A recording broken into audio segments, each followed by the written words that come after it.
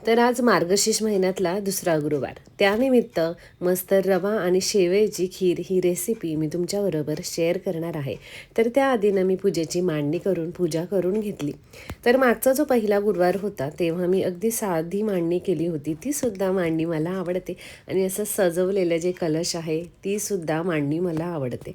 साक्षात आपल्या घरामध्ये ना लक्ष्मीचंच आगमन झालेलं आहे असं मला वाटतं. तर हे जे वस्त्र आहे हे मी माझ्या मैत्रिणीकडून ऑर्डर केलेलं आहे. जर तुम्हाला हवं असेल ना तर तिचा व्हॉट्सअप नंबर मी डिस्क्रिप्शनमध्ये दिलेला आहे.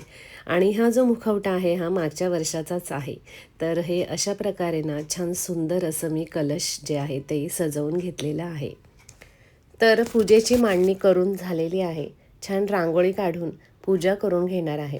आणि त्यानंतर मी तुमच्याबरोबर मस्त रवा आणि शेवयाची खीर ही जी रेसिपी आहे ना ती मी शेअर करणार आहे.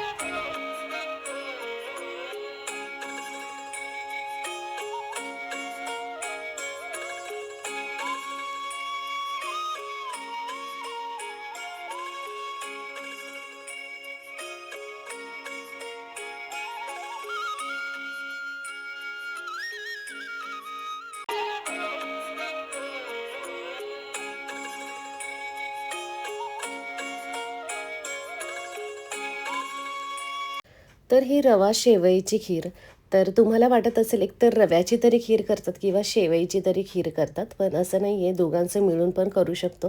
कारण माझ्या आईची आई म्हणजे माझी आजी जी आहे ना ही खीर करायची आणि ती खूप मस्त लागायची खीर, चविष्ट लागायची. तर एक वेगळ्या चवीची खीर अशा प्रकारे तुम्ही ट्राय करू शकता. तर भांड्यामध्ये ना भांडं गरम करून घेतलेलं आहे. 2 चमचे तूप टाकून छान ड्रायफ्रूट तुमच्या आवडीचे परतून घ्यायचे. त्यामध्ये ना 2 चमचे मी रवा छान परतून घेतलेला आहे. 1-2 मिनटे मी परतून घेतला. त्यामध्ये ह्या भाजक्या शेवया आहे, त्यामुळे मी जास्त परतणार नाही. तर 1 मिनटं हे सर्व जे आहे ना छान परतून घेणार आहे आणि त्यामध्ये ना दूध ॲड करून घेणार आहे. दूध ॲड करून झाल्यानंतर चवीप्रमाणे साखर टाकून घ्यायची आहे आणि वेलची पावडर टाकून चांगली उकळी घ्यायची आहे. एक 5 मिनटामध्ये ना छान अशी ही दाटसर खीर तयार होते.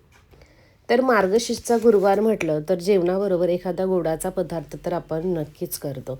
तर ही अशा प्रकारची मस्त रवा शेवईची खीर ना तुम्ही नक्की ट्राय करा. छान दाणेदार अशी ही खीर तयार होते आणि तुम्ही पाहू शकता छान असं दाटसर अशी ही खीर झालेली आहे आणि ही छान मी अशी सर्व केलेली आहे.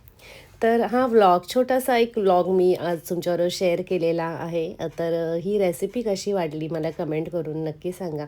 हा व्हिडिओ लाईक करा, शेअर करा आणि माझ्या चॅनलला सबस्क्राईब केलं नसेल तर प्लीज नक्की सबस्क्राईब करा. धन्यवाद.